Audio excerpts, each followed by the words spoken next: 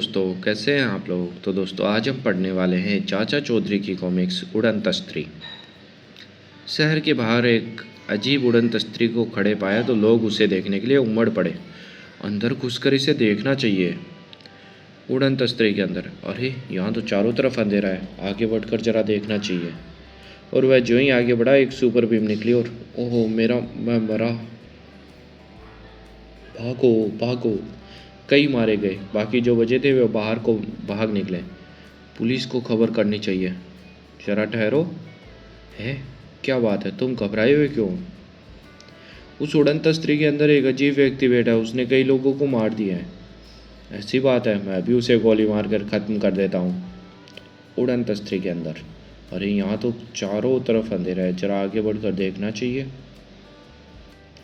और वह सिपाही भी आगे बढ़ते ही सुपर बीम का शिकार हो गया। बचाओ। वह आदमी भागता भागता चाचा जी के पास आया। चाचा चौधरी बचाओ, कई लोग मारे गए और मरने अभी और नहीं मरने चाहिए। उस उड़न तस्त्री में एक अजीब व्यक्ति बैठा है जो कई लोगों को मार चुका है। फिक्र मत करो। चाचा चौधरी उड़न तस्त्री की तरफ जाता है। हर आदमी की कोई ना कोई कमजोरी रहती है, इसमें बैठे व्यक्ति की भी कोई ना कोई कमजोरी जरूर होगी। उड़न तस्त्री के अंदर, ओह यहाँ तो काफ़ी अंधेरा ही अंधेरा है। मेरी उड़न तस्त्री में क्यों आए हो? यहाँ जो भी आता है मैं उसे जिंदा बाहर नहीं जाने देता, इसलिए मरने के लिए तैयार हो जाओ। अगर मरना ही है तो मरने से पहले तुम्हारी शक्ल तो देख लूँ। चाचा चौधरी माचिस चलाता है। ओह, यह क्या, रोशनी से मेरे सिर में दर्द शुरू हो गया। अच्छा, तो इसी वजह से तुमने अंधेरा किया हुआ है, यही है तुम्हारी कमजोरी। अब अपनी काकड़ी को आग लगाकर और ज़्यादा रोशनी करता हूँ। ओह बंद करो यह रोशनी, वरना मैं मर जाऊँगा। एक शर्त पर यह आग बुझा सकता हूँ कि तुम मेरे मरे हुए आदमी को जिंदा कर दो और यहाँ से चले जाओ। मंजूर है। एक उल्टी सुपर बीम, जितने मरे हुए शरीर पड़े थे वे फिर से जिंदा होकर खड़े हो गए। वाह कमाल है। और वह उड़न तस्त्री अंतरिक्ष की ओर चल पड़ी। Bye bye tata. Hip hip hippie. एक उच्च कस्टम अधिकारी जीप पर। क्यों भाई चाचा चौधरी यही रहते हैं क्या? जी हाँ। अंदर, चाचा जी हमें आपकी मदद की ज़रूरत है। कहिए, मैं आपकी क्या सेवा कर सकता हूँ? विदेश में एक हिप्पी युवक हमारे देश में आते हैं। इनमें स्वीडन का एक हिप्पी माइकल हमारे देश में कई चीज़ें स्मगल करता है और वह हमारे हाथ नहीं लगती। माइकल के सामान की तलाशी क्यों नहीं लेते? हमने कई बार उसकी तलाशी ली, यही नहीं अनेक बार उसके सारे कपड़े उतार कर देख चुके, फिर भी वह मुस्कुराता हुआ हमारी आंखों से में धूल झोंक कर निकल जाता है। मामला सचमुच बड़ा पेचीदा है, मुझे आपके साथ चलना पड़ेगा। लाना भगवान मेरे भीमसेनी लठ। चलिए देखता हूँ कैसे माइकल कस्टम अधिकारियों को आंख से बचकर निकलता है। चाचा चौधरी हवाई अड्डे पर। यह रहा माइकल, इसे ले जाकर इसकी तलाशी लो। चलो माइकल, उस कमरे में तुम्हारी तलाशी ली जाएगी। आप पहले भी कई बार मेरी तलाशी ले चुके हैं। तुम्हारे बैग में तो कोई अवैध सामान नहीं मिला। चलो अब अपने कपड़े उतारो। आप मुझे क्यों परेशान कर रहे हैं? लो देख लो, कपड़े भी उतार दिए। मैंने पहले ही कहा था कि मेरे पास कोई अवैध सामान नहीं। चाचा जी हमने इसकी अच्छी तरह तलाशी ले ली, इसके पास कोई स्मगल की चीज़ नहीं निकली। माइकल तुम जा सकते हो, धन्यवाद। माइकल रुको, मुझे एक चीज़ और देखनी है। आप क्या रह गया, सारे कपड़े उतार कर तो देख लिए। बस मुझे तो एक ही चीज़ देखनी है, तुम्हारे खूबसूरत घुंघराले बाल। लीजिए, यह रहा स्मगल का माल। इसके घने बालों में कई सोने के बिस्कुट व बेशुमार घड़ियाँ छिपी हैं। देखते ही देखते सोने के बिस्कुट और घड़ियों का ढेर लग गया। चाचा जी अगर आप ना होते तो माइकल हमें आज भी चकमा दे जाता। पगड़ी का कमाल। चाचा चौधरी ने अपने व्यस्त जीवन में कुछ दिनों की छुट्टियां ली और वह अंडमान निकोबार द्वीप में निकल गए। अरे वाह, मुझे तो यहाँ का नारियल पानी बड़ा अच्छा लगा। अरे चाचा जी, नारियल का पानी और कीरी काफ़ी खा ली, कुछ नहाने धोने का भी फिक्र है। पर मैं तो चाची मीना नहा कुछ खाने पीने को नहीं देती, याद है ना? अरे दीपू, नहाने की क्या फिक्र है, इस द्वीप को यही तो फ़ायदा है कि जिधर मुँह करके देखो जाओ समुद्र आ जाता है। लो यह रहा हिंद महासागर, जितना जी चाहे डुबकियां मारो। दीपू फौरन कपड़े उतार कर समुद्र में कूद जाता है। चाचा जी आ जाओ, तुम नहाओ तब तक मैं जरा अखबार देख लूँ। दीपू तैरते तैरते गहरे समुद्र में पहुंच गया। तभी अचानक एक भीमकाय समुद्री अष्टपद निकला। उसने दीपू को जकड़ लिया। बचाओ चाचा जी बचाओ। चाचा ने दीपू को खतरे में देखा तो फौरन मदद को दौड़ा। तुम अपनी जान जोखिम में मत डालो, उस अष्टपद से आज तक कोई नहीं बच पाया। खतरों में से खेलना अब जीवन बन गया है मेरा। चाचा समुद्र में कूद पड़ा। लगता है अष्टपद दीपू को लेकर समुद्र के नीचे डुबकी मार रहा है। मुझे भी पानी के नीचे जाना होगा। समुद्र के नीचे वह राष्ट्रपद। अरे ये क्या, मेरी तो पगड़ी ही खुल गई। पानी के अंदर चाचा चौधरी की पगड़ी खुल जाती है और उसका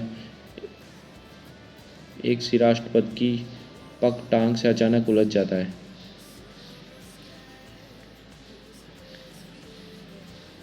घमंडी अष्टपद के चारों ओर वह पगड़ी लिपटती जाती है।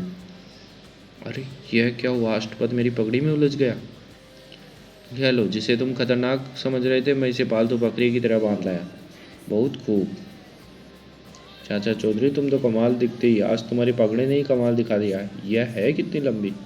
अजी किसी ज़माने में पूरी 50 गज की पगड़ी बांधता था, परंतु आजकल महंगाई के कारण मैं सिर्फ 20 गज की रह गई है। फिल्मी शूटिंग। चाचा चौधरी को एक बार फिल्म कंपनी वाले बम्बई ले गए। चौधरी तुम मार धाड़ करने में बड़े निपुण हो, इसलिए मैंने तुम्हें अपनी फिल्म धूम धड़ाका में रोल दिया है। ये एक्टर बदमाशों का पार्ट अदा कर रहे हैं। सीन में ये फिल्म की हीरोइन को उठाकर ले जाना चाहते हैं। तुम्हारा काम है हीरोइन को इन बदमाशों के चंगुल से बचाओ। अच्छा अब जरा रिहर्सल हो जाए। बचाओ बचाओ। मैं मरा। ओए मार दिया। बचाओ, यह तो सचमुच मार रहा है। कट।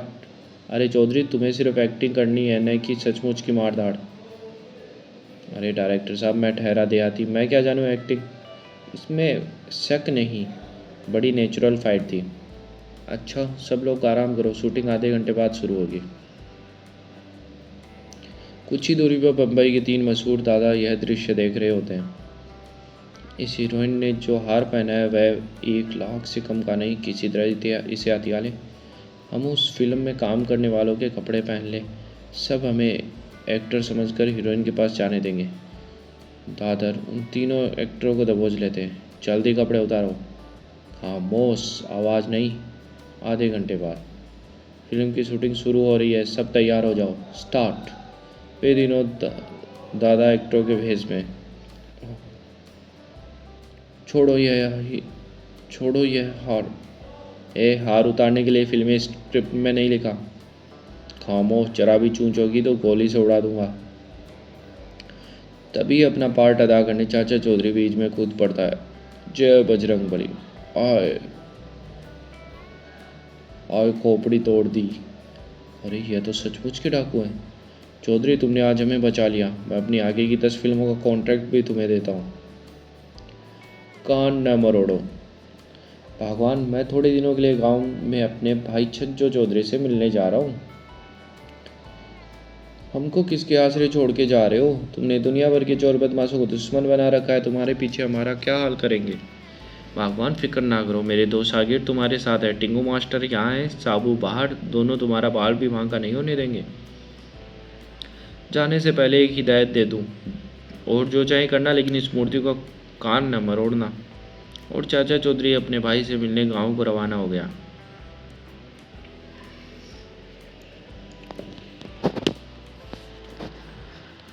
पलटू और रोंदू 2 बदमाश योजना बनाते हैं। पलटू, चाचा चौधरी तो चला गया, चाची अकेली है, उसे लूटने का इससे अच्छा मौका नहीं मिलेगा। लेकिन दरवाजे पर वह लंबू जो बैठा है, उस पर तो गोली भी असर नहीं करती। अरे उसकी फिक्र मत कर, हम उसकी नज़र बचाकर पीछे की खिड़की से अंदर कूद जाएंगे। आओ मेरे साथ। पीछे की खिड़की से दोनों अंदर दाखिल होते हैं। तुम कौन हो? साबू बचाओ। लगता है चाची मुसीबत में है, पर मैं अंदर कैसे जाऊं? ये खिड़की और दरवाज़ा मेरे लिए छोटे हैं। वह लंबू अंदर नहीं आ सकता। जल्दी से सारे जेवर उतार दो, नहीं तो मैं गोली चलाता हूँ। रोल दो। मैंने सारे जेवर इकट्ठे कर लिए। आओ अब 9 2 11 हो जाए। तभी उनका ध्यान मूर्ति की ओर गया। रोल दो, यह हमको पिस्तौल दिखाता है। हाँ, यह तो बेजान मूर्ति है, यह हमारा क्या बिगाड़ सकती है। देखो मैं इसका कान मरोड़ता हूँ। और कान मरोड़ते ही ओह यह क्या। टिंगू मास्टर दौड़कर पिस्तौल उठा लेता है। चाची तुम अपने जेवर संभालो, मैं इन्हें पुलिस चौकी छोड़ के आता हूँ। अपना मकान बनाओ। चाचा जी आज आप अकेले कैसे बैठे हैं, न साबू दिखाई दे रहा है न चाची। अरे भाई रुल्दू, यह परमिट कोटे का ज़माना है। साबू राशन की लाइन में लगा है और चाची मिट्टी के तेल की। अरे चाचा जी आपने भी परमिट कोटे का क्या याद कराया। मैंने मकान बनाने के लिए ईंटों के परमिट के लिए 6 महीने से दरख्वास्त दे रखी है, पर सुनवाई नहीं हुई। कोई तरकीब बताओ। अगर तुम्हें जल्दी ईंटें चाहिए तो अपने प्लाट पर जनता को इकट्ठा करो और किसी बेमुरी धुन में राग अलापना शुरू कर दो, पर देखो सिर पर हेलमेट ज़रूर लगा लेना। अच्छा चाचा जी अब मैं चलता हूँ।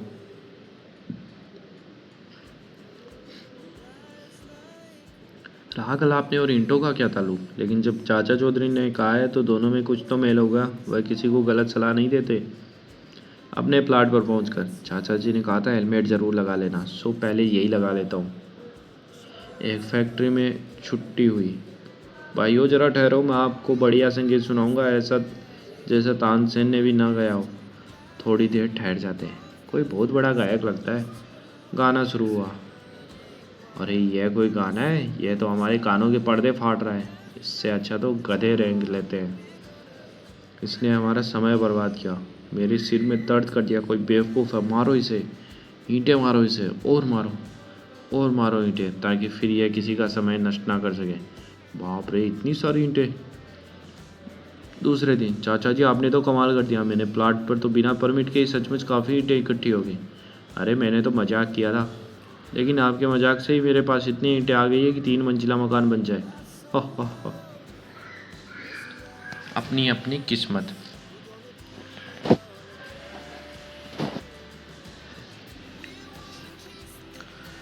अपनी अपनी किस्मत। चाचा जी ये दुनिया क्या है। अरे साबू तू भी अजीब सवाल पूछता है। दुनिया एक गोरखधंधा है, जिसे इसे जितना जानने की कोशिश करे इसमें उतना उलझ जाओगे। तू इन दार्शनिक उलझनों में मत फंस, खा पी और मस्त रह। तभी चाचा जी हमें ठग लिया, धोखा फरेब। अरे भाई क्या हुआ। फुटपाथ पर एक ठग ज्योतिष बना बैठा है मुझसे, उसने 5 लाख रुपये और दिए और तू कहा तू लोकपति बनने वाला है, चल लॉटरी के टिकट खरीदे। मैंने 500 टिकट खरीदे, लेकिन इनाम फिर भी नहीं निकला। मुझसे उसने 5 रुपये लिए और कहा मैं मुकदमा जीत जाऊंगा, लेकिन मैं मुकदमा हार गया। मुझसे उसने कहा था कि तेरी 4 शादी होंगी। खुशी खुशी जब यह भविष्यवाणी मैंने अपनी बीवी को सुनाई तो उसने मुझे तलाक दे दिया और अब कोई मुझसे शादी करने को तैयार नहीं। उस ज्योतिषी का नाम क्या है। पाखंडी दास। उसको तो मैं जानता हूँ, उसने कभी ज्योतिष विद्या नहीं पढ़ी। वह मनगढ़ंत बातें बनाकर लोगों को ठगता है। मैं उसे अभी देखता हूँ। आओ आओ 5 रुपये रखो और अपनी किस्मत का हाल जान लो। यह लो। तुम्हारे सितारे गर्दिश में कुछ ही देर में भारी मुसीबत आने वाली है। तभी ओह बेटी, हाय मैं मरा। यह भविष्यवाणी तुमने मेरे लिए की थी या अपने लिए। अब दबे रहो यहीं, तुम्हारी सारी भविष्यवाणियाँ झूठ निकली। बचाओ, मैं गलती मानता हूँ, मैं सबके पैसे लौटा दूंगा, मुझे माफ़ कर दो। बृहस्पति ग्रह। कैप कैनेडी अंतरिक्ष यान केंद्र अमेरिका का एक उच्च अधिकारी चाचा चौधरी से मिलने आया। चाचा जी हमें आपकी राय की ज़रूरत है। कुछ दिन पहले हमने एक रॉकेट अंतरिक्ष में भेजा था। जब वह अंतरिक्ष में घूम रहा था तो एकाएक उसका पृथ्वी से संबंध टूट गया। उस रॉकेट का आज तक पता नहीं लग सका। हो सकता है उसमें कोई खराबी आ गई हो। नहीं, ऐसा नहीं हो सकता। हम कई परीक्षणों के बाद रॉकेट को छोड़ते हैं। तो इसमें मैं क्या कर सकता हूँ। चाचा जी हमें आप जैसी सूझबूझ और तीक्ष्ण बुद्धि वाला आदमी चाहिए, जो अंतरिक्ष यात्रियों समेत हमारा रॉकेट वापस ला सके। हम आपको मालामाल कर देंगे। मुझे पैसों की नहीं, आपके फंसे हुए अंतरिक्ष यात्रियों की ज़्यादा चिंता है। धन्यवाद। कैप कैनेडी अंतरिक्ष यान केंद्र। अच्छा भाई, अलविदा। चाचा चौधरी को लिए हुए पृथ्वी के वायुमंडल को छोड़ता रॉकेट अंतरिक्ष की ओर बढ़ा। अंतरिक्ष में बृहस्पति ग्रह से आए हुए 2 भाई अपने यान में। रॉकेट आया है, इसे भी बंदी बना लो। वो लगता है मेरी रॉकेट किसी अज्ञात किरणों की ताकत में जकड़ा हुआ है। चलो तुम हमारे बंदी हो। ओह यही है वे अंतरिक्ष यात्री। पृथ्वी का एक और आदमी इधर मौत के मुंह में आ गया। मैं तुम तीनों को एक साथ मौत के घाट उतार रहा हूँ। तुम्हें कुछ कहना है? हाँ, जब मरना ही है तो क्यों ना हंसते हुए मरे, इसलिए एक लतीफ़ा सुन लो। एक बार एक आदमी एक डॉक्टर से दवा लेने उसके क्लिनिक गया। डॉक्टर वहाँ नहीं था। उसने कंपाउंडर से पूछा तो जवाब मिला, डॉक्टर साहब खुद बीमार है, किसी दूसरे डॉक्टर से दवा लेने गए हैं क्योंकि उसकी फ़ीस कम है। हो। लो, वह हंसते हंसते ही मर गया। लगता है ये आदमी हास्य रस से अपरिचित था। ज़्यादा हंसने से इसके दिमाग की नस फट गई और वह मर गया। तभी दूसरा भाई आ जाता है, तुमने मेरे भाई को मार डाला, अब मैं तुमको जिंदा नहीं छोड़ूंगा। पहले एक लतीफ़ा सुन लो, तुम्हें यह पसंद आएगा। एक बार एक बच्चा अपने पिता से बोला, मुझे बाजा ला दो। पिता ने कहा, तुम्हारा सारा दिन बाजा बजा बजा कर मेरी नींद खराब कर दोगे। बच्चा मासूमियत से बोला, नहीं पापा, जब आप दोपहर को सो जाओगे तभी मैं उसे बजाऊंगा। हो। लो, हंसते हंसते यह भी चित हो गया। यहाँ के सभी लोग तीव्र हंसी को बर्दाश्त नहीं कर सकते। मैंने तो किसी तरह अपनी रस्सियाँ खोल ली, तुम्हारी खोलूँ अब। और चाचा चौधरी दोनों अमेरिकी यात्रियों को लेकर पृथ्वी की ओर चल दिया। हमारा कैप्सूल प्रशांत महासागर में उतरने वाला है, आप तैयार हैं ना? जी हाँ। Doctor Raquel. शहर में एक मशहूर डॉक्टर रहता था जिसका नाम था राकेल। क्यों भाई तुलाराम, अब क्या हाल है तुम्हारा? डॉक्टर साहब, आपकी दवाई ने बचा लिया, वरना मैं मर ही जाता। अब तुम स्वस्थ हो गए तुलाराम, जाओ और सारी ज़िंदगी ऐश करो।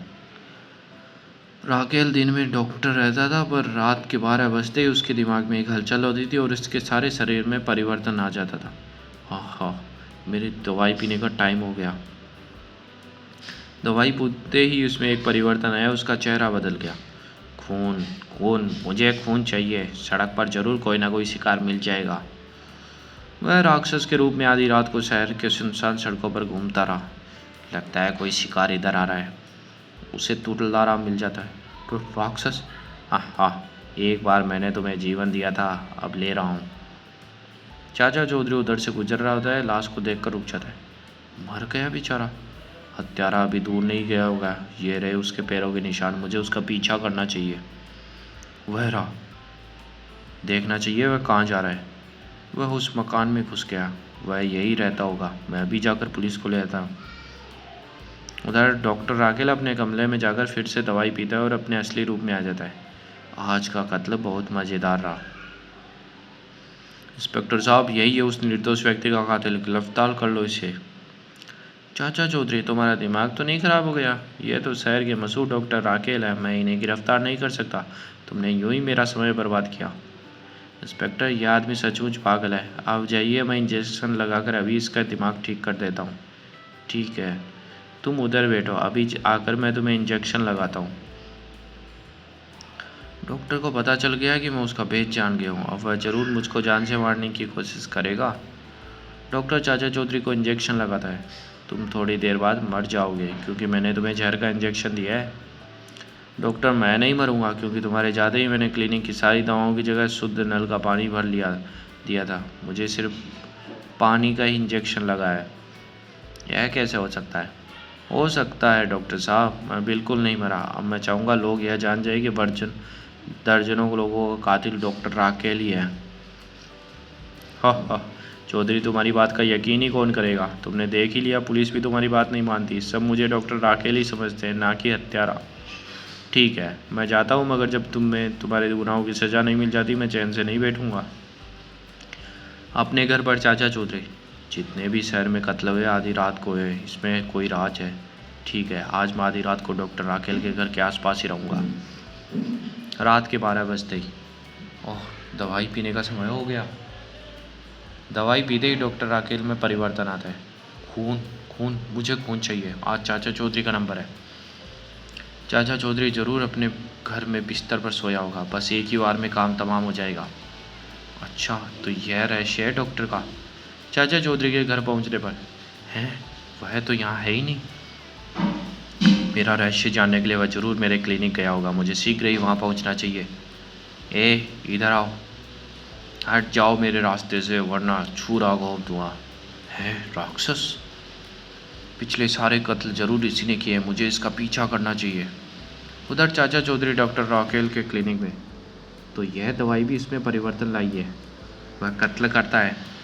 मेरा अनुमान ठीक था। हाँ, अब तुम अपने को बदल नहीं सकते क्योंकि वह दवाई सीसी मेरे पास आपसे सभी को तुम्हारे इस रूप का पता चल जाएगा। उससे पहले मैं तुम्हारे टुकड़े करके तुम्हारा खून पी जाऊँगा। तभी भीमसेन ने लटका एक भरपूर वार हाथ अपने हथियार को गिराकर डॉक्टर सीढ़ियों की ओर भागा। तभी ऊपरी सीढ़ी से अचानक उसका पैर फिसला और वह लुढ़कता हुआ नीचे चला गया। उसी समय पीछा करते हुए इंस्पेक्टर भी आ गया। मर गया यह, देखिए मरने के बाद इसका असली चेहरा अपने असली रूप में आ गया। इंटरव्यू साबू का। चाचा जी देखो, कोई लोग इधर आ रहे हैं। वे टेलीविज़न वाले हैं, लगता है मेरा इंटरव्यू लेने आए हैं। पास आने पर, हाँ तो पूछे जनाब, क्या पूछना चाहते हैं? माफ़ कीजिए, इस बार इंटरव्यू आपका नहीं साबू का लेने आए। चल भाई साबू, खड़ा हो जा, आजकल तुम्हारे हमसे भी ज़्यादा पूछ होने लगी है। तुम तो बहुत दूर खड़े हो, पास आ जाओ और ज़रा देख के। और मेरे कपड़े का कैमरे का पापड़ बन गया। माफ़ करना दोस्त, मैंने देखा नहीं। कोई बात नहीं, हमारे पास दूसरा कैमरा है। इंटरव्यू शुरू होता है। हाँ तो मिस्टर साबू, तुम कहाँ के रहने वाले हो? मैं जुपिटर का रहने वाला हूँ। एक बार पृथ्वी पर आया तो चाची के देसी घी के बने पराठे को खाने के मिले। वह मुझे इतने अच्छे लगे कि मैं यहीं का हो गया। अच्छी। अरे वह कहाँ चला गया? मैं यहाँ हूँ, तुम्हारी छींक से उड़ गया। किसी तरह उस पेड़ से नीचे उतरा। बड़ी मुसीबत है इसका इंटरव्यू लेना, कहीं उसे फिर से छींक आ गई तो बचना मुश्किल हो जाएगा। मैं जोखिम नहीं लूँगा। मेरा काम आना चाचा चौधरी के पास चलो। चाचा जी, नौकरी का सवाल है। यदि इंटरव्यू लेता हूँ तो दोबारा छींक ना मार दे, जान का खतरा है, और नहीं लेता तो नौकरी जाती है। चाचा जी मेरी मदद कीजिए। ठहरो 1 मिनट। यह लो। इसके दूसरे सिरे पर माइक्रोफोन लगाए और दूर खड़े होकर इंटरव्यू लो। वाह, यह बढ़िया रहा। तालाब में अंगूठी। एक दिन चाची ने सारे घर में झाड़ू लगाई। और भगवान, हम जहाँ भी बैठते हैं तुम वहीं धूल उड़ाना स्टार्ट कर देती हो। क्या झाड़ू न लगाऊं? तुम लोगों ने सारा दिन मूंगफली खा खाकर छिलके घर में बिखेर दिए। झाड़ू न लगाऊं तो घर म्यूनसिपैलिटी का कूड़ादान लगेगा। अरे भगवान, इतना गर्म क्यों होती हो? चल भाई साबू, कहीं बाहर चले। चाची तुम्हारी आज काफ़ी गर्म है, कहीं यह पट्टम बम वाले ऊपर ही ना फट पड़े। चाचा चौधरी और साबू बाहर निकल जाते हैं। अरे ये है, किसके रोने की आवाज़ है? देवी जी, आप रो क्यों रही है? सुबह मैं इस तालाब में नहा रही थी तो मेरी उंगली से बहुमूल्य अंगूठी पानी में गिर गई। उसमें लगे हीरे ही 50,000 के थे। रानी की क्या बात है? फेक बताओ, तुम्हारी अंगूठी ढूंढने में लगे हुए हैं। देवी जी, अंगूठी नहीं मिली, सारा दिन बीत गया, अब और कोशिश करना बेकार है। लो सुन लिया, अब बताओ मैं रहूँ नहीं तो क्या करूँ? यदि अंगूठी ना मिली तो मैं रो रो कर अपनी जान दे दूँगी। ठहरो 1 मिनट, तुम्हारी अंगूठी अभी मिल जाती है। साबू, जल्दी से तालाब का सारा पानी पी जाओ। अभी लो। जय बजरंग बली। और साबू ने इतना पानी पिया कि तालाब ही सूख गया। वाह, कितना मीठा पानी है। ओह, ये रही मेरी अंगूठी। धन्यवाद चाचा जी। धन्यवाद साबू का करो, जिसने सारा तालाब सुखाकर तुम्हारी अंगूठी ढूंढ दी। प्रोफेसर नोकझोंक। चाचा चौधरी के पास गणित के प्रोफेसर चक्रवर्ती का। चौधरी साहब, स्कूलों में आपको गणित का विषय कैसा लगता था? पूछो मत प्रोफेसर, गणित का नाम सुनते ही मेरे पसीने छूट जाते थे। हाँ, लेकिन यह विषय मुझे बहुत अच्छा लगता है। मैंने बहुत बड़े बड़े जटिल प्रश्नों का हल किया है। तभी 2 युवक रोते हुए कमरे में आते हैं। चाचा जी, हमारा सब कुछ लूट गया। क्या हुआ? गणित के धूर्त विद्वान प्रोफेसर नोकझोंक ने हमें झांसा देकर हमारी सारी जायदाद हड़प ली और वह एक बहुत कठिन प्रश्न हल करने को देता है। शर्त यह है कि यदि हमने सही हल नहीं निकाला तो वह अपनी सब धन दौलत हमें दे देगा, नहीं तो हमारी ले लेगा।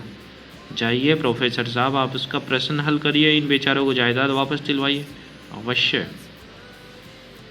चौधरी साहब, आप भी मेरे साथ चलिए और देखिए उसके कैसे छक्के छुड़ाता हूँ। अच्छी बात है प्रोफेसर नोकझोंक, हम तुम्हारे प्रश्न को हल करने आए हैं। ठीक है, लेकिन तुम्हें मेरी शर्त का पता है? पता है। यह रहा प्रश्न, इसका सही उत्तर अंत में नीचे कोने में लिख दो। बाप रे, इतना बड़ा प्रश्न! मैं इसे हल नहीं कर सकता। मेरी सारी जायदाद अब तुम मालिक हो। मुझे तो पहले ही पता था। है कोई और सूरमा जो इस प्रश्न का उत्तर लिख सके? मैं हूँ। तो आओ, लेकिन याद रखना तुम्हारे साथ भी वही शर्त रहेगी जो दूसरों के साथ है। मंजूर है। इस प्रश्न का उत्तर है 0।